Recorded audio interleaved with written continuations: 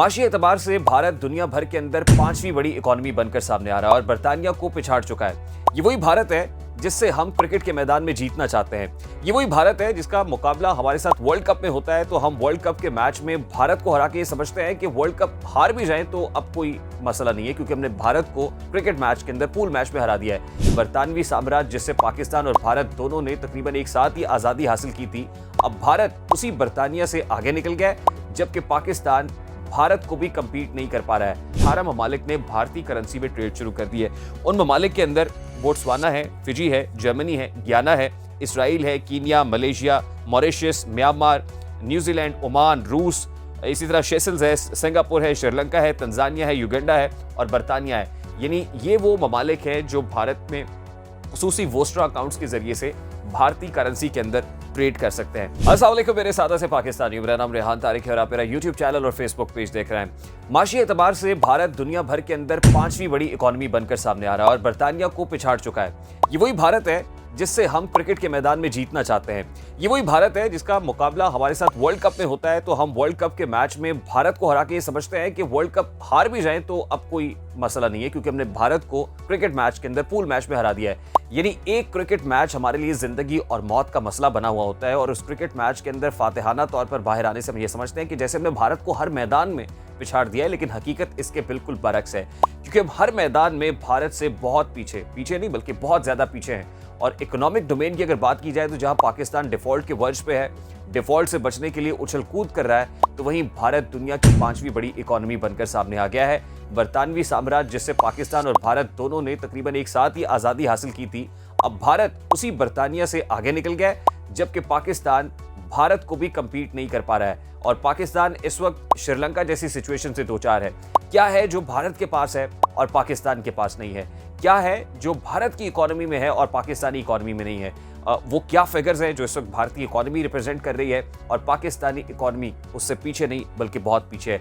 जरा एक हल्का सा नक्शा खींचने की कोशिश करते हैं। अगर हम टोटल बजट की बात करें तो Indian total budget 530 billion dollars का है। इसके मुकाबले में जो पाकिस्तानी बजट है वो महज 45 बिलियन डॉलर्स पे खड़ा हुआ है। अगर हम टोटल जीडीपी की बात करें तो जो वॉल्यूम है भारतीय जीडीपी का वो 3500 बिलियन डॉलर्स का है, यानी 3500 बिलियन डॉलर्स, और इसके मुकाबले में जो पाकिस्तान का जीडीपी है वो 348 बिलियन डॉलर्स है।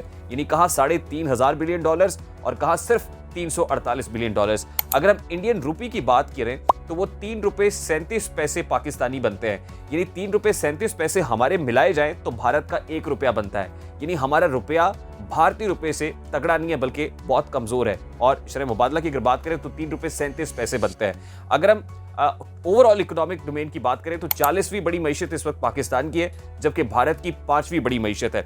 अगर हम फीकस आमदनी की बात करें तो इंडिया की फीकस आमदनी 1850 डॉलर्स है, जबकि पाकिस्तान की 1798 डॉलर्स है।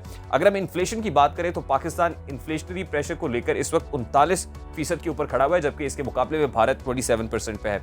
अगर यूएस डॉलर के साथ अगर इसको कंपेयर करें तो इस वक्त पाकिस्तानी 284 रुपए मिलकर 1 यूएस डॉलर बनाते हैं, जबकि भारत के 81.85 जो रुपए हैं वो मिलके 1 यूएस डॉलर बनाते हैं। यानी यूएस डॉलर के साथ भी जो रुपी है, पाकिस्तानी रुपी, वो खासा अंडर प्रेशर है, जबकि भारतीय रुपी खासा ईज ऑफ होता हुआ दिखाई दे रहा है। लेकिन सवाल बड़ा सादा सा है कि क्या भारतीय इकोनॉमी हमेशा से पाकिस्तानी इकोनॉमी से बहुत आगे थी?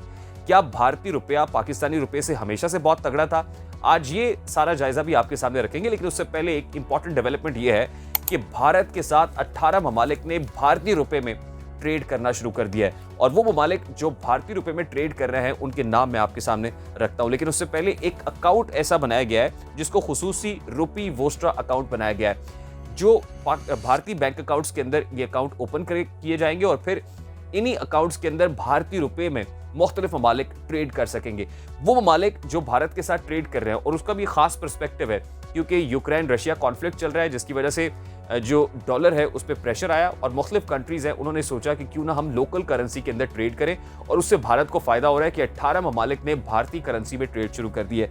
उन ममालिक के अंदर बोट्सवाना है, फिजी है, जर्मनी है, गियाना है, इसराइल है, Kenya, Malaysia, Mauritius, Myanmar, New Zealand, Oman, रूस, इसी तरह सेशल्स है, सिंगापुर है, श्रीलंका है, तंजानिया है, युगांडा है और बरतानिया है। यानी ये वो ममालिक हैं जो भारत में खुसूसी वोस्ट्रा अकाउंट्स के जरिए से भारतीय करेंसी के अंदर ट्रेड कर सकते हैं। अब उस सादा से सवाल की तरफ बढ़ते हैं। वैसे तो 60s के अंदर भी कुछ ऐसे कंट्रीज थे जिन्होंने प्रपोज किया था कि अगर हम अपनी लोकल करेंसी के अंदर ट्रेड शुरू कर दें, रुपी के अंदर ट्रेड शुरू करेंगे तो उससे जो रीजनल करेंसी है वो तगड़ी हो जाएगी। यानी इस तरह के पहले भी प्रपोजल्स आते रहे और कुछ कंट्रीज ऑलरेडी जिनके अंदर जो है वो नेपाल शामिल है, भूटान शामिल है और इस तरह की कुछ दीगर कंट्रीज शामिल है, वो भारत के रुपए के अंदर ट्रेड कर रहे थे। लेकिन अब ये ममालिक बढ़ते हुए 18 हो गए हैं। 18 ममालिक का भारतीय करेंसी के अंदर ट्रेड करना और भारत का 5वीं बड़ी इकॉनमी बन जाना, इसका मतलब ये है कि इसमें मजीद कंट्रीज भी ऐड होंगे और अल्टीमेटली भारत का जो मकामी रुपया है, मकामी करेंसी है, वो मजीद तगड़ी हो जाएगी। अच्छा, अब उस सवाल की तरफ बढ़ते हैं कि क्या भारतीय करेंसी हमेशा से पाकिस्तानी करेंसी से बहुत ऊपर थी? तो इसका सादा सा जवाब है कि ऐसा बिल्कुल नहीं था।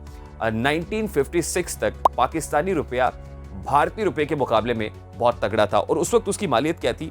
यानी एक जो यूएस डॉलर है वो तकरीबन 3 रुपए 3 पैसे पाकिस्तानी बनता था और जो एक यूएस डॉलर है वो भारतीय रुपीस के अंदर 4 रुपए 76 पैसे बनता था। यानी अगर हम टोटल बात करें तो 70% जो पाकिस्तानी रुपया है वो भारतीय रुपए के मुकाबले में मजबूत था। यानी एक यूएस डॉलर के लिए आपको 3 रुपए 3 पैसे पाकिस्तानी मिलाकर बनाना पड़ते थे और दूसरी तरफ 4 रुपए 76 पैसे अगर टोटल होते थे तो वो एक यूएस डॉलर के मुकाबले में होते थे। यानी भारतीय करेंसी पाकिस्तानी करेंसी के मुकाबले में मजबूत नहीं थी बल्कि कमजोर थी और पाकिस्तानी रुपया 70% ज्यादा तगड़ा था। लेकिन भारतीय रुपए पर पाकिस्तानी करेंसी का जो गलबा है वो ज्यादा देर तक बरकरार नहीं रह सका।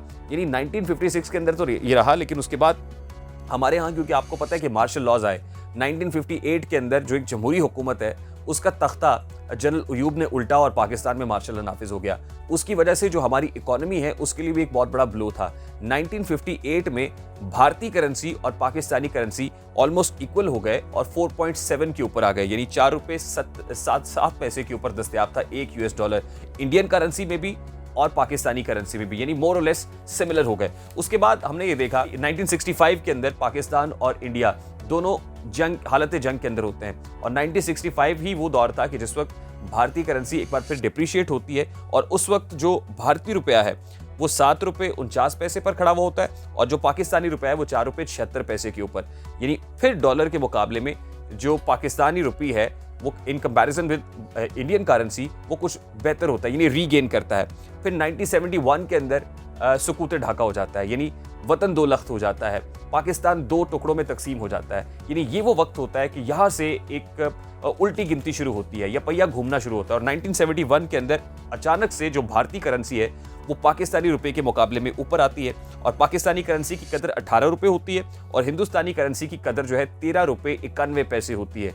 यानी एक बहुत ज्यादा डिफरेंस उसके अंदर आ जाता है। कहाँ 3 रुपए 3 पैसे और 4 रुपए पर हम खड़े हुए थे कि अचानक से 1971 के अंदर जैसे ही सुकूत ढाका होता है तो हमारा जो रुपया है पाकिस्तानी करेंसी वो 18 रुपए एक यूएस डॉलर के मुकाबले में और दूसरी तरफ जो भारतीय करेंसी है वो 13 रुपए 91 पैसे पर आ जाती है। फिर 1991 तक तकरीबन ऐसी ही सिचुएशन रहती है, बावजूद इसके कि सोवियत वॉर के अंदर हमें स्पॉन्सर किया जाता है, आर्म्स एंड एमुनिशंस दिए जाते हैं, डॉलर्स आते हैं मुल्क के अंदर ताकि सोवियत वॉर में जो मुजाहिदीन हम तैयार कर रहे हैं वो आसानी से लड़ सकें। लेकिन उन डॉलर्स के आने के बावजूद भी जो भारतीय रुपया है उसको पाकिस्तानी रुपया पिछाड़ने में नाकाम रहता है। फिर 1991 के अंदर पाकिस्तान के अंदर मोहतरमा बेनज़ीर भुट्टो साहिबा की हुकूमत आती है और मोहतरमा बेनज़ीर भुट्टो की हुकूमत में अचानक से कुछ बेहतरी देखी जाती है। उस वक्त डॉलर की शरह तबादला पाकिस्तानी जो है वो 23 रुपए 8 पैसे पर होती है और भारतीय 22 रुपए 74 पैसे के ऊपर होती है। यानी अभी भी भारत आगे है लेकिन पाकिस्तान थोड़ा सा उसके करीब आने की कोशिश करता है। अल्टीमेटली 1992 में जो पाकिस्तानी रुपए की कदर है हिंदुस्तानी रुपए से बढ़ जाती है और अमेरिकी डॉलर 25 रुपए 8 पैसे पाकिस्तानी और हिंदुस्तानी 25 रुपए 91 पैसे पर होता है, यानी चंद पैसे ऊपर होता है। यानी हिंदुस्तान जो है 25 रुपए 91 पैसे पर खड़ा होता है और पाकिस्तान 25 रुपए 8 पैसे पर होता है। ये 1992 की बात है। फिर वक्त का पहिया बड़ा बेरहम है, वो बड़ी तेजी से घूमता है। 1980s 1991 तकरीबन मोर और लेस सेम रहा। 1992 के अंदर हमने उनको फिर मीगर सा जो है पछाड़ा, लेकिन उसके बाद फिर दोबारा सूरत हाल बड़ी तब्दील हो जाती है। सूरत हाल ऐसे तब्दील होती है कि पाकिस्तान जो है वो आहिस्ता आहिस्ता इकोनॉमिकली डाउनफॉल का शिकार होता है और भारत जो है वो अपनी करेंसी को बेहतर करता है। वो करेंसी को इसलिए बेहतर करता है कि हम 1980s की बात कर रहे थे। 1980s के अंदर भारत को डिफॉल्ट जैसी सिचुएशन का सामना करना पड़ता है, लेकिन उस वक्त बड़ा स्मार्टली प्ले करते हैं, अपनी इंपोर्ट्स को कटेल करते हैं, अपनी एक्सपोर्ट्स को बढ़ाने की कोशिश करते हैं और यही वो वक्त होता है कि जो भारत की आने वाले दिनों की जो माशी नक्शा है, माशी सक्सेस है, उसके अंदर एक कलीदी किरदार अदा करता है। यानी भारत की जो माशी तरक्की है उसकी ईंट 1980s के अंदर रख दी जाती है, इंपोर्ट्स को कटेल किया जाता है और वो ऑटोमोबाइल इंडस्ट्रीज जो भारत में आती हैं उनके ऊपर एक शर्त लगा दी जाती है कि अगर आप इंडिया में ग्रो करना चाहते हैं तो फिर आपको अपने जो स्पेयर पार्ट्स हैं, ऑटो स्पेयर पार्ट्स हैं, 90% इंडिया में बनाने पड़ेंगे। अगर तो आप फ्यूचर में ऐसा करेंगे तो आप अपनी ऑटोमोबाइल इंडस्ट्री को भारत में रख सकते हैं, अदरवाइज आप भारत के अंदर काम नहीं कर सकते हैं। ये ऐसा वक्त होता है कि जिस वक्त ऑटोमोबाइल इंडस्ट्री में भारत में सिर्फ मारुति सुजुकी चल रही होती है, यानी आप इतना एक मैसिव किस्म की कंडीशन रखते हैं कि आप ये तो कर लेते हैं कि आप अपनी जो लोकल ऑटोमोबाइल सेक्टर है उसमें काम करेंगे, आप बाहर से गाड़ियां नहीं लेके आएंगे, लोगों का जो मेयार ज़िंदगी है वो बुलंद नहीं होगा, लेकिन आप ये अभी तक तो सह लेंगे, लेकिन फ्यूचर में जो है वो आपके लिए बहुत बेहतर होगा। अगर हम कंपैरिजन रखें इससे तो हुआ क्या कि आज जो पाकिस्तानी ऑटोमोबाइल इंडस्ट्री है, पाकिस्तान ने भी इंडियन फुटस्टेप्स को फॉलो करने की कोशिश की, लेकिन अभी तक जो हमारा 40% स्पेयर पार्ट्स हैं वो यहाँ पर बनते हैं, रेस्ट ऑफ द 60% हम फिर भी इंपोर्ट कर रहे होते हैं। यानी इंडिया ने जो एक स्ट्रिक्टनेस रखी और मारुति सुजुकी सिर्फ चलाते रहे, और इन कंपैरिजन विद पाकिस्तान हमने बाहर से ऑटोमोबाइल इंडस्ट्री को पाकिस्तान में आने दिया, काम करने दिया, हम वो बैन उतना स्ट्रिक्टली फॉलो नहीं करा सके। उससे हुआ क्या? उससे हुआ ये कि आज इंडिया में ऑल्टो कार 4 लाख रुपए में मिल रही है, जबकि पाकिस्तान में 18 लाख में है। इसी तरह से इंडिया में जो वैगनार है वो 5.5 यानी 5.5 लाख रुपए में मिल रही है, जबकि पाकिस्तान में वही वैगनार कार 26 लाख रुपए में है। इंडिया में स्विफ्ट कार 12 लाख में है, जबकि पाकिस्तान में स्विफ्ट की कीमत 41 लाख है। इंडिया में फॉर्च्यूनर की कीमत 35 लाख है, जबकि पाकिस्तान में यही फॉर्च्यूनर गाड़ी 1,75,00,000 में मिल रही है। तो सी द डिफरेंस, यहाँ पे वो एक फर्क है जो आ गया, जो 1980s के अंदर भारत ने अपनी एक स्ट्रिक्ट पॉलिसी बनाई थी, उसका रिजल्ट या उसका फ्रूट आज भारतीय खा रहे हैं, जबकि पाकिस्तान अपनी उन्हीं फ्लेक्सिबल पॉलिसीज की वजह से आज नुकसान उठा रहा है। यानी इससे अंदाजा लगाया जा सकता है कि वो दोनों ममालिक जिन्होंने आज़ादी एक साथ हासिल की थी, लेकिन अपनी कंडीशंस की वजह से, अपनी फ्लेक्सिबिलिटीज की वजह से जो है वो दोनों के दरमियान एक मार्जिनल डिफरेंस जो है वो दिखाई दे रहा है। अगर हम इसको सम अप करें तो हम देख सकते हैं कि जो पॉलिटिकल इंस्टेबिलिटी है उसका बड़ा दारोमदार रहा है। भारत के अंदर पॉलिटिकल इंस्टेबिलिटी उतनी ज्यादा नहीं रही, सियासी अदम इस्तेहकाम उतना नहीं रहा जितना पाकिस्तान में रहा है। हमने देखा कि 1956 के अंदर जो सिचुएशन थी, पाकिस्तानी रुपया बहुत बेहतर था, उसको एकदम से ब्लो आया 1958 के अंदर जैसे ही मार्शल लॉ आया। 1965 के अंदर सिचुएशन क्या रही, उसके बाद 1977 से 1988 तक मामला क्या रहे। यानी जब पाकिस्तान के अंदर हमेशा डेमोक्रेटिक आइडियल्स तो रहे हैं, लेकिन ऑटोक्रेटिक रियलिटीज हमें फेस करना पड़ी हैं। हम जमहूरियत को आइडलाइज तो करते रहे हैं, लेकिन अल्टीमेटली हमारा सामना ताले आजमाओं के साथ, मार्शल एडमिनिस्ट्रेटर्स के साथ होता रहा कि जो जमहूरी हुकूमतों का तख्ता उलट के खुद इक़्तिदार में आ गए। उसकी वजह से पाकिस्तान के अंदर पॉलिटिकल इंस्टेबिलिटी रही। मुकाबले में अगर भारत की बात की जाए तो भारत में फौज को ऐसी लालच नहीं रही कि वो जमहूरी हुकूमत का तख्ता उल्टे और खुद इक़्तिदार में आ जाए, जो एक बहुत बड़ी वजह है। यहाँ पर लोगों की लालच, लोगों की अना, जिद और हठधर्मी ने हमें ये दिन दिखाए हैं कि आज हमारे पास इतने पैसे नहीं हैं कि हम इलेक्शंस कराने के लिए 21 अरब दे दें। दूसरी तरफ भारत के अंदर कैसे तमाम तरह सेक्टर्स ग्रो कर रहे हैं, automobile sector, garment sector, even मतलब आईटी सेक्टर, वहाँ कितनी जॉब्स हैं। और दूसरी, हमारे मुकाबले में आज हमारे पास हमें 21 अरब रुपए, 21 अरब डॉलर की बात नहीं हो रही, हमें 21 अरब रुपए नहीं मिल रहे कि हम पाकिस्तान में इलेक्शंस करा सकें। और उसके लिए सुप्रीम कोर्ट ऑफ पाकिस्तान को कभी स्टेट बैंक को बुलाना पड़ता है, कभी फाइनेंस डिवीजन को बुलाना पड़ता है, कभी वफाकी हुकूमत से पूछते हैं। तो सिंपल सी बात है कि अगर हम हमारे तमाम पॉलिटिकल स्टेक होल्डर्स और फिर करता धरता, जिनको हम पावर ब्रोकर्स कहते हैं, ताकतवर हल्के कहते हैं, अगर वो मिलके एक पेज के ऊपर आ जाएं और एक कंसेंसस डेवलप कर लें कि मईशत is the key, economy is the key, और इकोनॉमी पे कोई कॉम्प्रोमाइज नहीं होगा। चले चार्टर ऑफ इकोनॉमी ही कर लें, जिसकी बात शहबाज शरीफ साहब ने की थी कि कम से कम इस एक फैक्टर के ऊपर सारे लोग इस कॉमन फैक्टर के ऊपर आके बैठ जाएं और वो कहें कि हम सियासत जरूर करेंगे, लेकिन जब मईशत की बात होगी तो पाकिस्तान सबसे पहले होगा, हमारी सियासत बाद में होगी। उम्मीद है कि आपको ये व्लॉग पसंद आया होगा। अगर पसंद आए तो आप अपने फीडबैक से जरूर आगाह कीजिएगा, और अगर आपको लगे कि कोई इन्फॉर्मेशन आपके लिए बड़ी यूजफुल थी या आपको लगे कि किसी जगह पर कोई कमी कोताही रह गई है, तो फिर भी अपने कमेंट से हमें आगाह करना मत भूलिएगा। हमारा कमेंट सेक्शन आपके लिए है। अगर वीडियो पसंद आए तो इसको लाइक भी कीजिएगा, इसको शेयर भी कीजिएगा। अगर आपने हमारा चैनल सब्सक्राइब नहीं किया है तो सब्सक्रिप्शन ऑन करते हुए भी जरा देर नहीं लगती है। मुझे रेहान तारिक को इजाजत दीजिए, अपना बहुत सारा ख्याल रखिएगा। अस्सलाम वालेकुम।